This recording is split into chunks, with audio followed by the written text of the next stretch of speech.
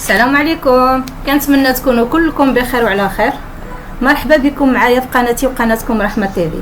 اليوم ان شاء الله وصفة جديدة، فيديو جديد.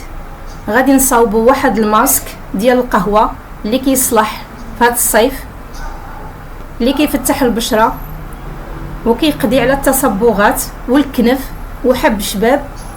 وهذا الماسك البنات راه طبيعي 100%، وزيادة أن المكونات ديالو موجودة في كل منزل، كل مطبخ كنجبروا فيه هاد المكونات. كنتمنى هاد الماسك ينال الاعجاب ديالكم وتبارطاجيوه مع احبابكم وصحابكم فضلا وليس امرا، وما تنسوناش من البصمه والاشتراك. بالنسبه لهذا الماسك كنحتاجوا واحد مغروفه ديال القهوه سريعه الذوبان نيسكافيه، مغروفه ديال الحليب كبيره، واحد اصفر بيضه، ومغروفه ديال زيت الزيتون. بالنسبه لهذا الماسك البنات راه طبيعي 100%، يعني ما كنخافوش نعملوه على البشره ديالنا. كناخذوا واحد مغروفه ديال نيسكافيه وكنضيفوا عليها اصفر د البيضه، الا كانت عندنا البيضه بلديه تكون احسن.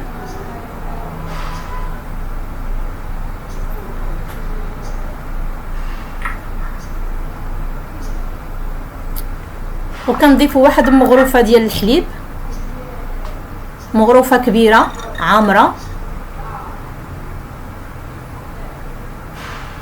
كنبغي نرحب بالناس اللي التحقوا بالقناه ديالي مؤخرا، كنقول لهم مرحبا بكم، 100,000 مرحبا. الدار داركم الا قبلتوا علينا. وكنبغي نشكر الناس اللي كانوا معايا من الاول، كنقول لهم شكرا بزاف على الدعم ديالكم وعلى المسانده ديالكم، كنقول لكم شكرا بزاف. كنضيف واحد مغروفه ديال زيت الزيتون،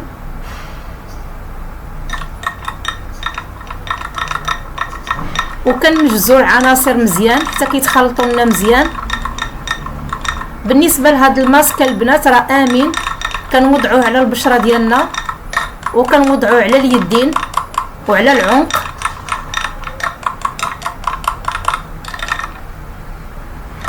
كنخلطوا هذا الماسك مزيان.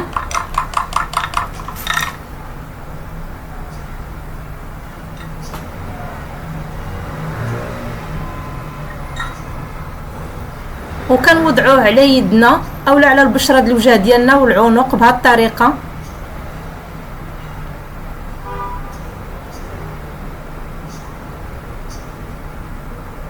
راه ما فيه حتى شي ضرر وكيعطي واحد النتيجه.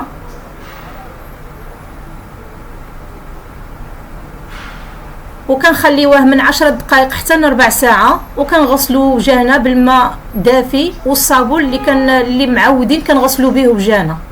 وشكرا على المشاهده، والى فيديو قادم ان شاء الله.